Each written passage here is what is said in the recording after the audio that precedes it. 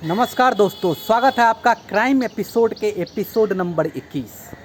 ये एक ऐसा एपिसोड होने वाला है जहां पे एक 13 वर्षीय लड़की के साथ 8 लोगों ने दुष्कर्म किया। जी हाँ, एक ऐसी घटना जो कि दिल्ली की है और ये एक सच्ची घटना है जहां पे आपको आज मैं एक ऐसी बात बताने वाला हूं। इस वीडियो के माध्यम से बताने वाला हूं कि समाज में कुछ ऐसे लोग होते हैं जहां पे एक अकेली 13 साल की बच्ची के साथ 8 लोगों ने, जी हाँ 8 लोगों ने एक एक करके दुष्कर्म किया।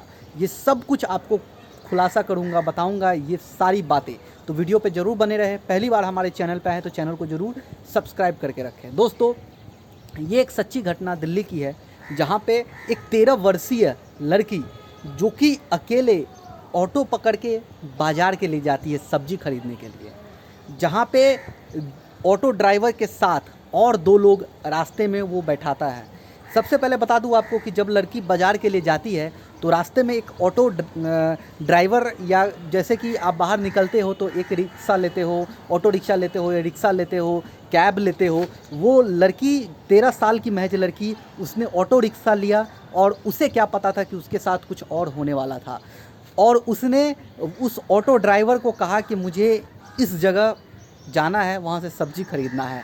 ऑटो ड्राइवर ने उस लड़की को बिठाया और लेके जा रहा था। थोड़ी दूर जाने के बाद उसने 2 और लड़के को बैठाया जो कि ऑटो ड्राइवर का साथी था। दोनों लड़के जो थे वो बैठ गए।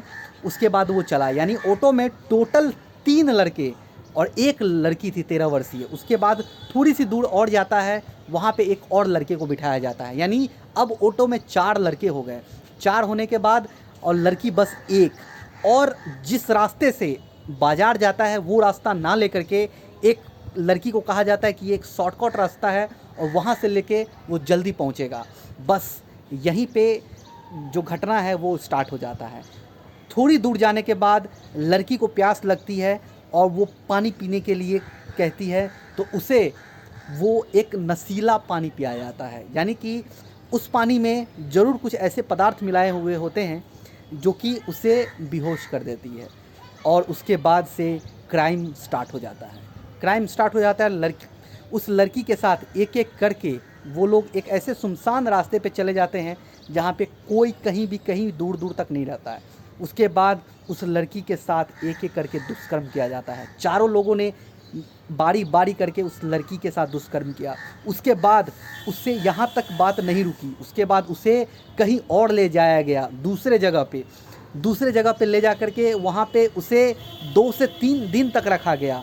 उसके बाद वहाँ पे भी और जो कह सकते हैं और भी लड़के थे वो आए वहाँ से, और भी बारी बारी करके और 3-4 लोग आए और उसके साथ फिर से दुष्कर्म किया गया। यानी कि ये सिलसिला जो है लगातार 3 दिन 4 दिन चलता रहता है। और लड़की के साथ महज वो 13 साल की एक बच्ची जिसके साथ इस तरह के अपराध होते हैं, उसके बाद उसे उसके दुष्कर्म करके उसे छोड़ दिया जाता है। वो मेट्रो स्टेशन पे पहुंचती है किसी भी तरह से। उसके बाद उसके घरवाले ने जो रिपोर्ट लिखाया रहता है उसके आधार पे पुलिस जो है वो उस तरह से काम नहीं करती है, यानी पुलिस पूरी तरह से सचेत नहीं रहती है कि जैसे ही लड़की गायब हुई उसके माँ बाप ने उस एफआईआर दर्ज करवाई, उसके बाद उस तरह से छानबीन नहीं होती है और इंतज़ार किया जाता है पुलिस के तरफ से कि कहीं कोई किसी तरह का कोई खबर आए। लेकिन जब लड़की के साथ 3-4 दिन बीतते हैं, 8 लोगों ने जब इस तरह का दुष्कर्म किया, उसके बाद जब लड़की मेट्रो स्टेशन के पास पहुंचती है, पुलिस देखती है, पुलिस ले जाती है लड़की को, माँ बाप के हवाले करती है। उससे पहले उसे डॉक्टर के पास ले जाया जाता है जहाँ पे जांच में पूरी तरह से पता चलता है कि इसके साथ सामूहिक दुष्कर्म हुआ है, यानी बहुत सारे लोगों के सीमेंस पाए जाते हैं। यानी वहाँ पे घटना स्थल जो कह सकते हैं कि डॉक्टर जिस तरह से जांच की जाती है, लड़की बताती है कि उसे बहुत ज़्यादा दर्द है और इस तरह से उसके बाद जांच होता है। जांच में पता चलता है कि उसके साथ सामूहिक दुष्कर्म किया गया है। रिपोर्ट आगे चलता है, जब ये खबर डीसीपी के पास पहुंचता है फिर से पुलिस एक्टिव होती है। उसके बाद से सबसे पहले 4 अपराधी को पकड़ा जाता है। जब ऑटो में बैठा करके जब 4 लड़के उस लड़की के साथ दुष्कर्म किया जाता है, वो 4 लड़के को पकड़ा जाता है। उसके बाद कार्रवाई चल रही है, लेकिन अभी तक जो कह सकते हैं कि उसे बाकी 4 लोगों को पकड़ा नहीं गया है। तो यहाँ पे एक सच्ची बात ये है कि महज 13 साल की बच्ची को वो बाज़ार अकेले जाती है, उस ऑटो में बैठती है, उसके बाद वो दुष्कर्म होता है। तो ये एक सोचने वाली बात है कि माँ-बाप को अपनी बच्चियों को इस तरह से अकेले बाज़ार नहीं भेजना चाहिए।